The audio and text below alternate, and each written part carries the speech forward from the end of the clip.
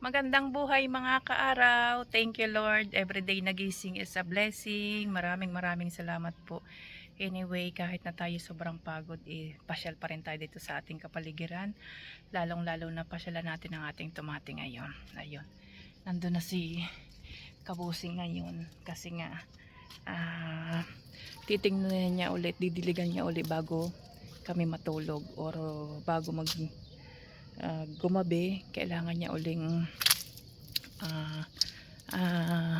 tingnan yung kanyang mga kamatis kasi nga hindi siya mapakali hanggat hindi niya binibisita ang kanyang kamatis sa loob ng isang araw. Kaya parang 2 times a day niyang binibisita yung kanyang mga kamatis. Kaya puntahan natin siya, tingnan natin kasi galing ako dun sa loob sa trabaho dito sa loob. Kasi nga inayos ko yung mga towel, mga sabanas. Ang dami pa nating plantsahin. Ay kailangan lang nating utay-utayin. Plantsahin mga sabanas, mga bedsheet na itatago, lalaban, paplantsahin. Tapos kailangan na uli magpalit ng beddings, ng bedsheet. Kaya lumabas muna tayo sa anglit dito at tingnan natin yung ating mga kamatis o yung mga kamatis si Kabusing. Nandito na siya kanina pa. Kumusta po ang ating mga followers, mga viewers? Paki-like, subscribe and follow nyo po ako, share. Kahit na madalang tayong mag-upload kasi nga sobrang busy natin. Basta pag summer, nandito na tayo. Talagang ito na yung ating pagod. Sobrang pagod kasi yung init at saka ang ating ginagawa ay yung init nakakadubli pagod sa ating mga ginagawa. Kaya tiis-tiis lang, lilipas din ang summer. Tapos next week uli, next year uli ang ating summer. Kaya tiis-tiis lang tayo at lilipas din ang summer. Anyway, pakita na natin ang kamatisan ni Kabusing. Tingnan natin. Ayan, saglit lang. Ayan mga kaaraw, ang kamatis ni Kabusing. Hi ka muna sa aking vlog, mahal. Hi mga kaaraw, mga kabosing. Follow, like, and subscribe. Malalaki na po ang kanyang mga kamatis. Sobrang ganda na. Kailangan na uli namin talian. Kailangan na uli palang magtali, mahal? No? Magbuwa, no? Mag-abono na naman. Nadilig mo na? Sa bunga. Meron daming bunga, oh. Oo nga, ang daming bunga. Pero ang taas na niya, oh. Ang tataas niya na. Yung nandito talaga, hindi na siya tumaas, yung nasa gilid. Ayun. Kaya inuutay-utay niya uling tanggalin ang mga damo-damo. Dahil in 2 weeks, makikita na natin ang bunga niya. 2 weeks o 3 weeks, makikita na natin ang bunga niya. Tapos yung tanim niyang kalabasa, ito siya. Madami ng bulaklak. Pero hindi ko alam kung ito yung kalabasa na katulad ng kalabasa natin ng Pilipinas. Then, the other one, ito. Then, ito. Madami siyang kalabasa kaya lang bakit ang puno niya ay hindi nagapang. Ayan. Ayan ang mga kamatis si Kabusing, mga kaaraw. Ang tataba. Mataas pa sa baywang ko ito eh. Lanta na yung nandito, mahal, oh. Bakit? Hindi yata nadilig ng masyado ito. Kasi mas maganda ang nandinig kaysa diyan. Ayan. Kailangan uling putulin yung mga damo-damo sa gilid. Bukas sasamahan ko siya dito magputol ng mga damo. Oo, yung mga sanga doon sa ilalim. Oo, yung mga sanga sa ilalim.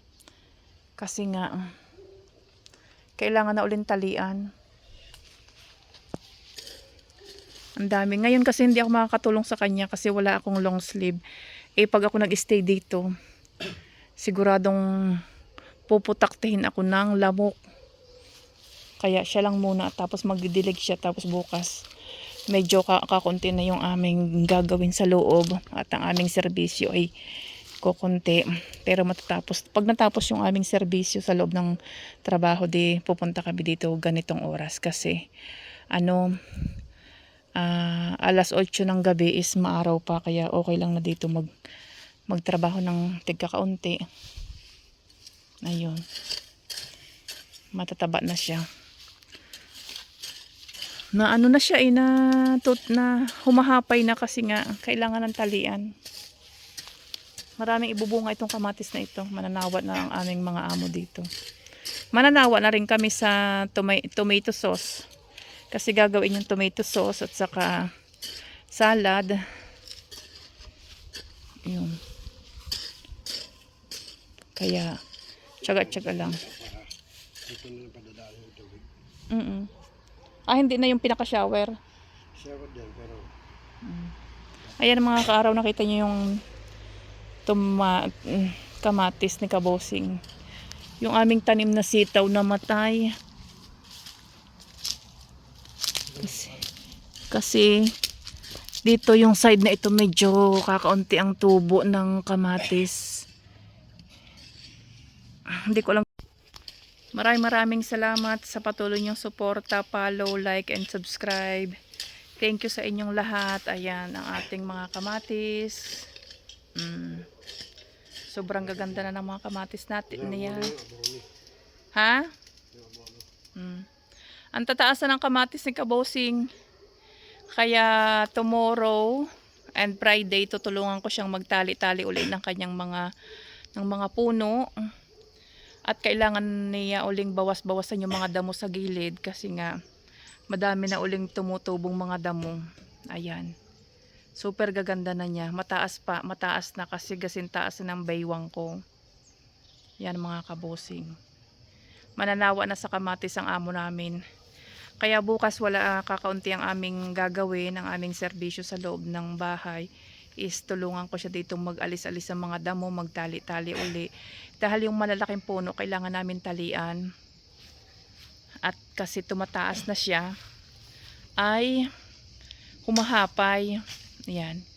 Ganito ang trabaho namin dito pagkatapos ng serbisyo sa loob ng bahay. Kailangan namin bisitahin ang kanyang hardin. Meron pa siyang kaunting garden sa may tabi ng aming bahay. Doon sa baba. Iyon, ang alam ko mas unang mamumunga yung kaysa dito. Kasi yung nandito ngayon is may mga buko-buko na, lumalabas-labas na yung bulaklak niya yan mga kaaraw. Ang kamatis si Kabosing. Madami ito mananawa na kami dito, mananawa na kami ng tomato sauce. Gagawin niyang tomato sauce, salad at pagkain ni na amo. Kinakain nila huhugasan mo lang siya, alisan ng balat at saka ng buto. Then, lalagyan lang ng lettuce, ng mga kung ano-ano pa.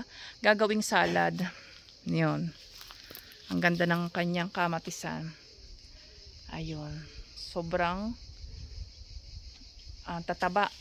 Yun. Nakikita na ang mga bulaklak niya. Madami na siyang bulaklak as in. Ayan. Puwera bati, puwera usog. Pero ang dami niya na. Ang dami na ng mga bulaklak. Hanggang dito na lamang po mga kaaraw at itong aming asyenda ng kamatis. Maraming salamat sa inyo. Bukas baka ako'y makakapag-live dito pag malakas ang internet habang ako ay nagtatali or nagbubunot ng mga damo dahil ayaw namin siyang malahukan ng damo. Hanggang dito na lang mga kaaraw. Follow, like, share, and subscribe. Ingat po kayong lahat sa Pilipinas. Nawa Lord, lukuban mo po na mapagpalang kamay ang buong Pilipinas upang mawala na po ang bagyo, maiwasan na po ang pag-ulan.